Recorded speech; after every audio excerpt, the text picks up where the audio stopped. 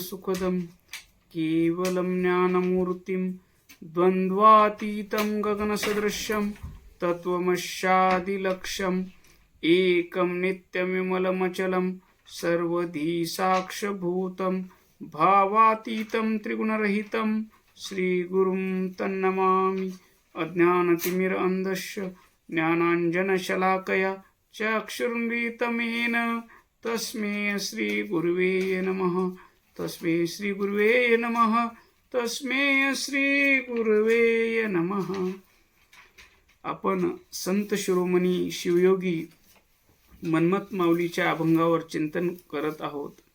आज चिंतनासाठी घेतलेला अभंग आहे, काय केले रांडले का जन्म गमाविला फुका, नाही केले बा साधन काय माड्या ह्या बांधून, नाही अर्चिले शंकरा पैका वेचिला संसारा, नाही पूजिले अतिथी सदा स्त्रियांची संगती, मने मन्मथ शिवलिंग बोलो जाता येतो राग, नाही केले बा साधन काय माड्या या बांधून। संत शिरोमणी शिवयोगी मन्मथ माऊली आपल्या जीवनाचा अभंग जीवनाचा अनुभव प्रत्येक अभंगातून मांडत आहेत। माऊलीकड एखादा भक्त उतार वयामध्ये गेला असावा आणि आयुष्यभर त्या माणसानं पैसा कमवणं, घर बांधणं आणि ऐशो आराम, परस्त्री गमन अशा सगळ्या गोष्टी करून तो शेवटी संताकडे गेला आणि संताकडे गेल्यानंतर त्यांना प्रश्न विचारला, महाराज मी सगळं करून बघितलो, पैसा कमवला, गाडी घेतली, बंगले बांधले, एका स्त्रीकडून सुख मिळालं, पूर्ण सुखाची अनुभूती नाही झाली म्हणून दुसऱ्या स्त्रियाचा संग केला, पण मला शांती समाधान काही लाभलं नाही। त्यावेळेस माऊली जसं आई लेकराला मर जा म्हणते तसं संतही जगाची माऊली असतात। ज्ञानेश्वरांना आपण माऊली म्हणतो, संत शिरोमणी मन्मथ माऊलींना आपण माऊली म्हणतो, कारण ते जगाची माऊली असतात। जगातल्या सगळ्या लेकरांना हिताचा उपदेश करतात, प्रसंगी रागावतातही। तर माऊली या अभंगात म्हणतात, अरे माणसा काय केले रांडले का, अरे रांडले का काय केले, जन्म गमाविला फुका। अरे तुला माणसाचा जन्म मिळाला, माणसाचा जन्म मिळाल्यानंतर एक सुभाषित आहे, सुंदर शरीर आहे, सुंदर पत्नी आहे, धन वैभव आहे, यश कीर्ती सर्व काही आहे, पण मन जर प्रभू पायी लीन नसेल तर सर्व काही व्यर्थ आहे। तसं तुला माणसाचा जन्म मिळाला, माणसाचा जन्म मिळाल्यानंतर तू विचार केला का, मला हा जन्म मिळाला म्हणजे का, कशासाठी मिळाला, मला काय करण्यासाठी हा जन्म मिळाला, तू विचार केलास का? जन्म म्हणजे तरी काय,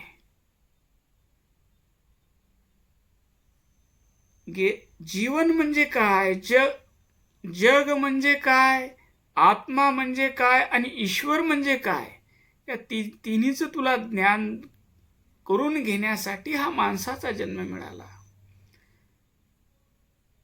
जग म्हणजे काय, ज म्हणजे जन्माला येणं आणि ग म्हणजे मृत्यू पावणं, गमन करणं। ज म्हणजे जन्माला येणं आणि ग म्हणजे गमन होणं। हे शरीर जन्माला येतं आणि मृत्यू पावतं, याचं नाव जग। आणि जीवन म्हणजे काय?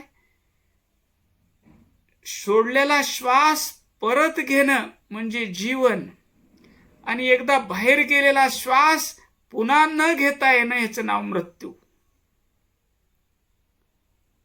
मग या जीवन मृत्यूच्या पलीकड असणारं अमृत तत्व आपल्या हृदयात वसलेला आहे.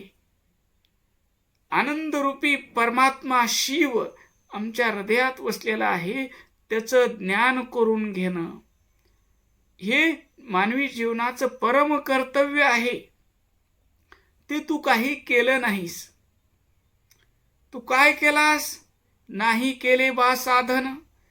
ईश्वराची प्राप्ती करून घेण्यासाठी तू सद्गुरूला शरण गेला नाहीस, संताला शरण गेला नाहीस. माणसं म्हणतात आतापासून कशाला लिंग दीक्षा घ्यायची हो, आतापासून कशाला गुरु करून घ्यायचा, बघू म्हातारं झाल्यावर. अरे म्हातारं झाल्यावर तुझ्या डोळ्याला दिसणार नाही, कानाला ऐकू येणार नाही, शिवाय नमा म्हणा तोंडात दात राहणार नाहीत. मग तू भजन कधी करणार? कधी नामस्मरण करणार?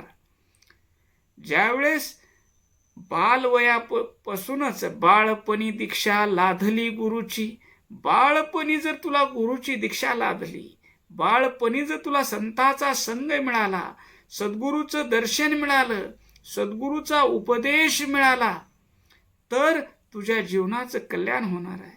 पण तू आयुष्यात काय केलास? कुठलंही संताची संगती केली नाहीस,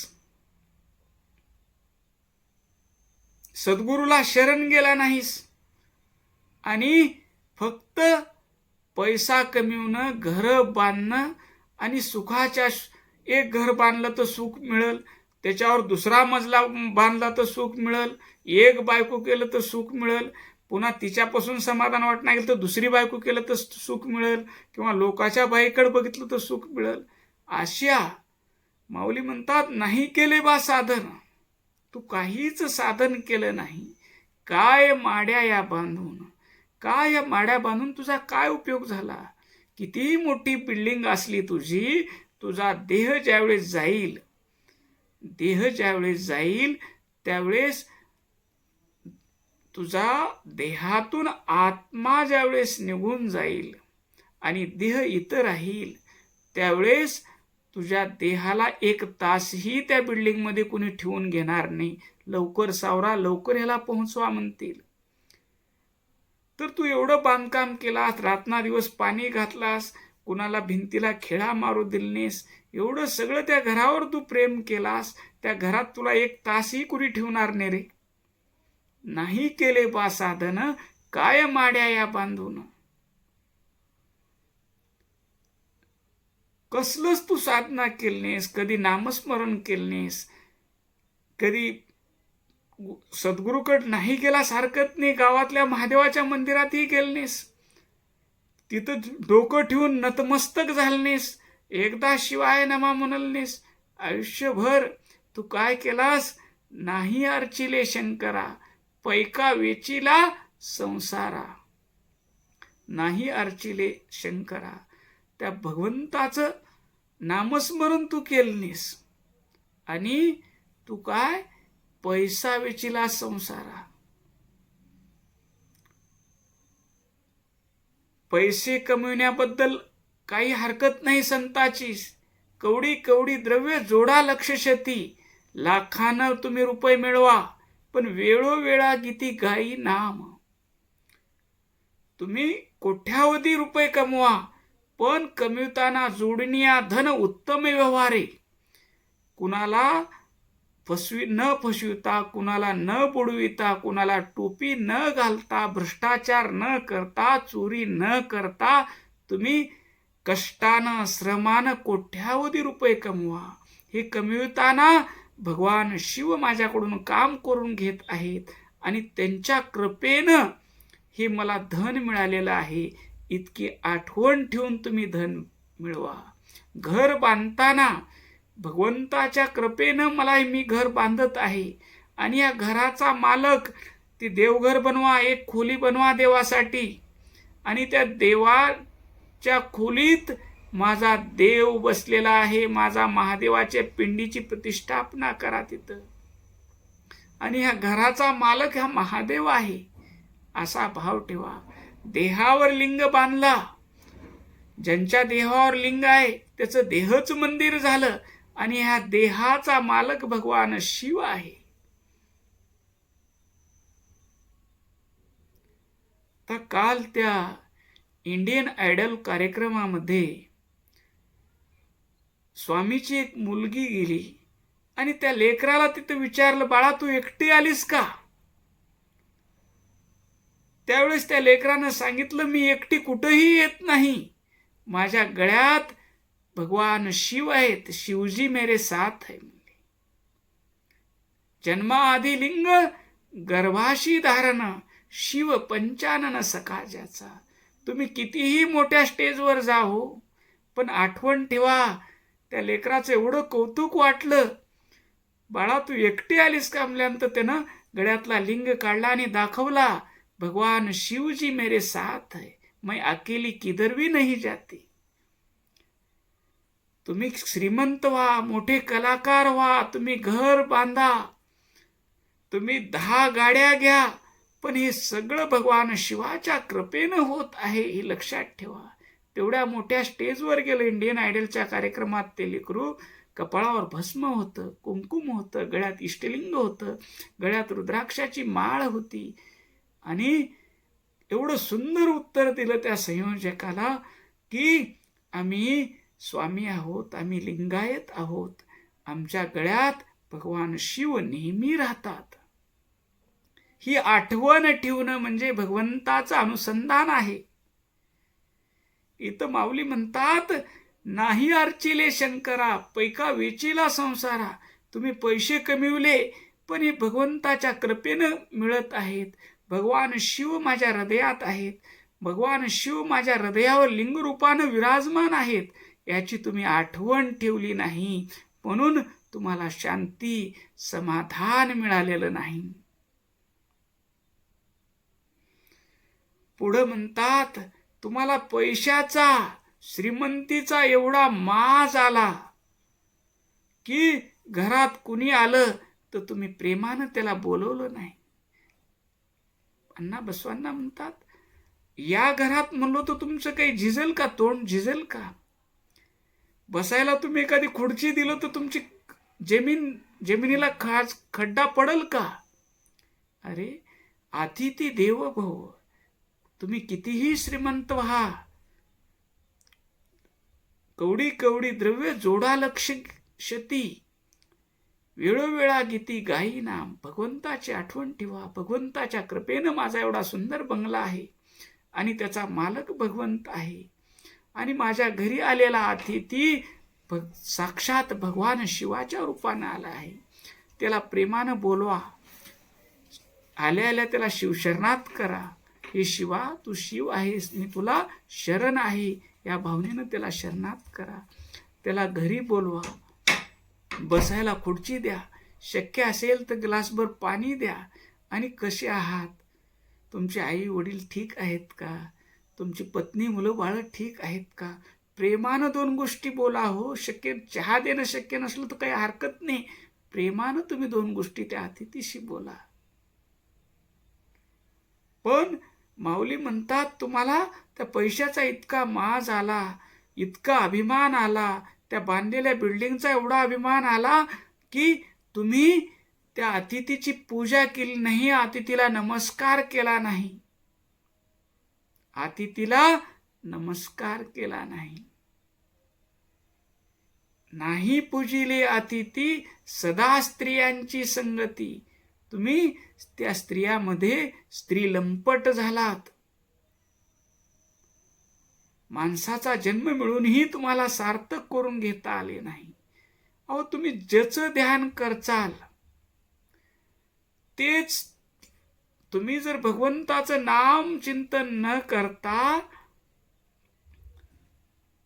एक गृहस्थ होता, एका गृहस्थानं सोनं घेतलं किती, 50,080 रुपयाला. आणि त्याचं व्यवहारच होता, सोनं घेणं सोनं ऐकणं, सोनं घेणं सोनं ऐकणं. भाव वाढला की विकायचं. मग तो गृहस्थ बिमार पडला, त्याला सन्नी ताप झाला, अंगात ज्वर भरला, ताप मेंदूला चढू लागला, बुद्धी भ्रमित होऊ लागली. आणि तितक्यात डॉक्टर आले. डॉक्टरानं तापमापीनं ताप तपासला आणि ते मुलाला सांगू लागले की ह्यांचा ताप 105 झालेला आहे, तुझ्या वडिलाचा ताप 105 झालेला आहे आणि ताप मेंदूला चढू शकतो आणि अटॅक येऊन जाऊ शकतात. फक्त 105 झालं असं मुलगा उत्साहानं ओरडला. 105 झाला. त्या ग्रस्ताला वाटलं सोन्याचा भाव 50,000 80हून 105 रुपये झाला. अरे गप म्हणते, इकून टाक सोनं. सोनं म्हणत त्याचा जीव गेला. मृत्यू समयीही आम्ही पैशाचं सोन्याचं चिंतन करत आमचा जीव गेला तर आम्हाला सद्गती मिळणार नाही. त्याच्यासाठी लहानपणापासूनच आईच्या पोटात बाळगर्भात असताना लिंगायत संस्कृतीत लिंगायत धर्मामध्ये आईच्या दंडाला 8व्या महिन्यात सद्गुरू लिंग बांधतात आणि बाळाच्या नावाचा लिंग बांधतात. आई रोज पूजा करते आणि त्या तीर्थ प्राशन करते. बाळाच्या लिंगाची पूजा करते ना आपल्या लिंगाची पूजा करून तीर्थ प्राशन करते, लिंगाला अर्पण करून प्रसाद ग्रहण करते.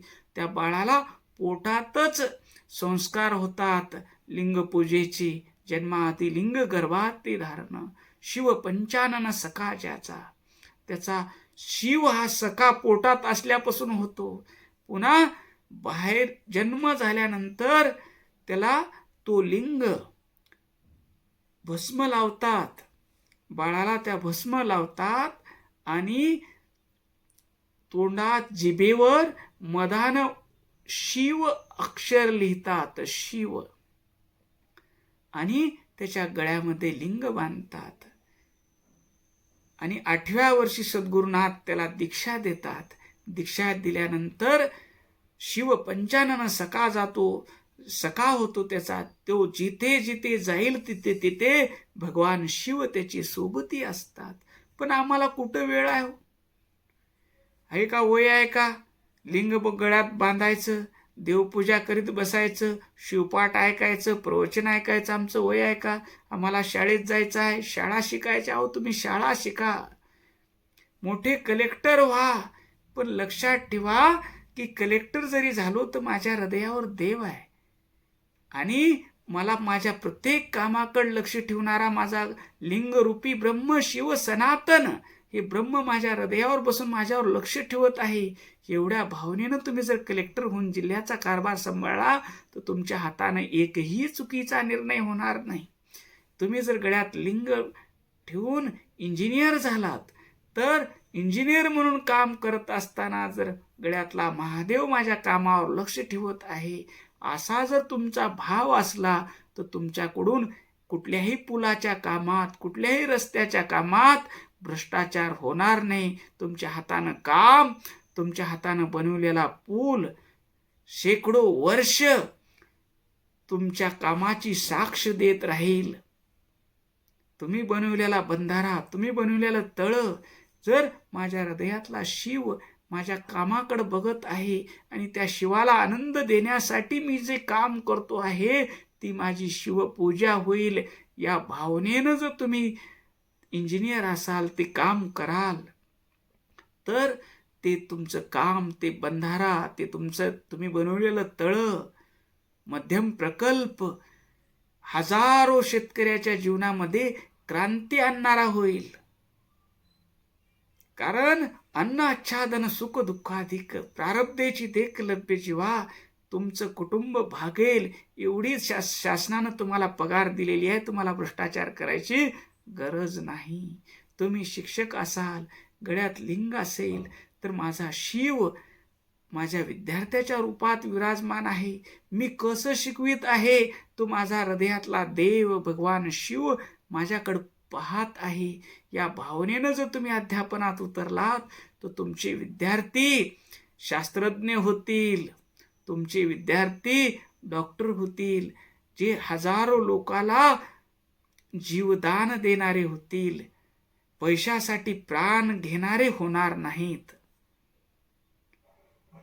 हे इतका महिमा आहे. भगवंताचं स्मरण ठेवून आम्ही संसारात राहिलं पाहिजे.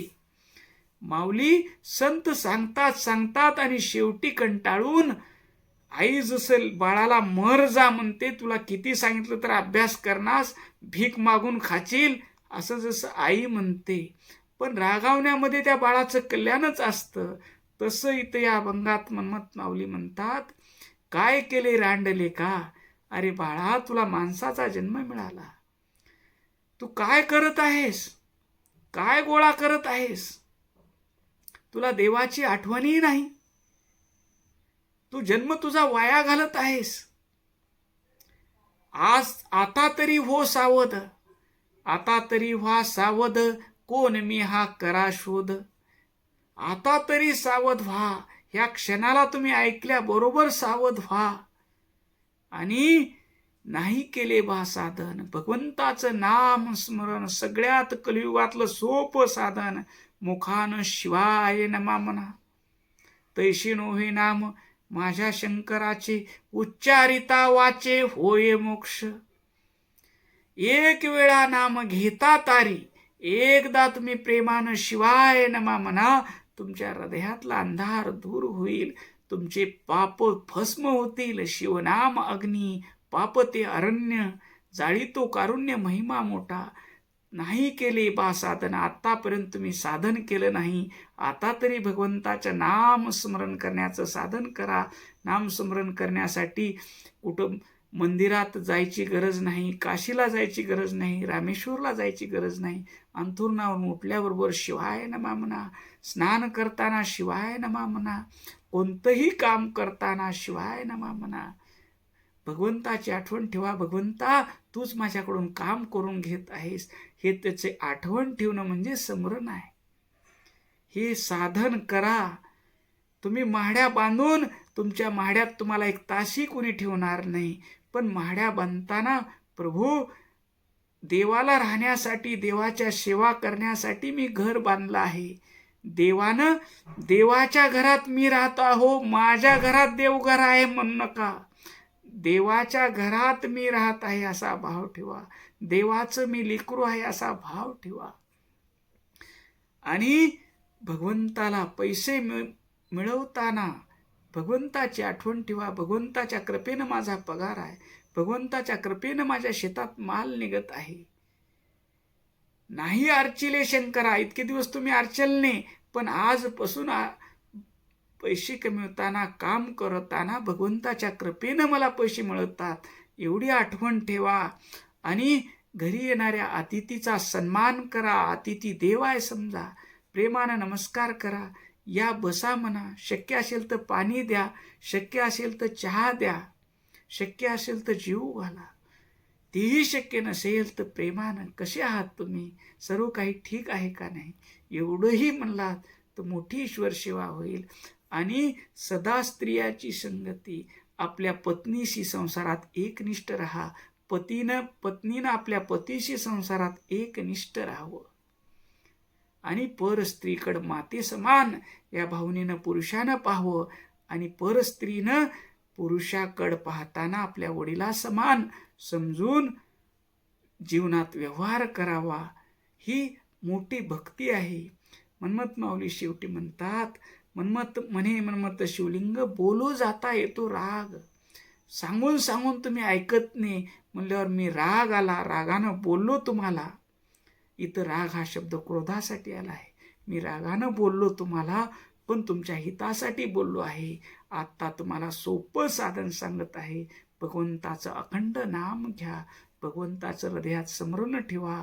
मग तुम्ही मोठे कलाकार व्हा, मोठे इंजिनियर व्हा, मोठे डॉक्टर व्हा, कलेक्टर व्हा, संपन्न प्रयोगशील शेतकरी व्हा. पण हे सगळं करताना सरपंच व्हा, पंतप्रधान व्हा. हे सगळं करताना भगवंताच्या कृपेनं माझ्याकडून भगवंत काम करून घेत आहे असा भाव ठेवा आणि आपल्या जीवनाचं कल्याण करून घ्या. ओम शांती शांती शांती.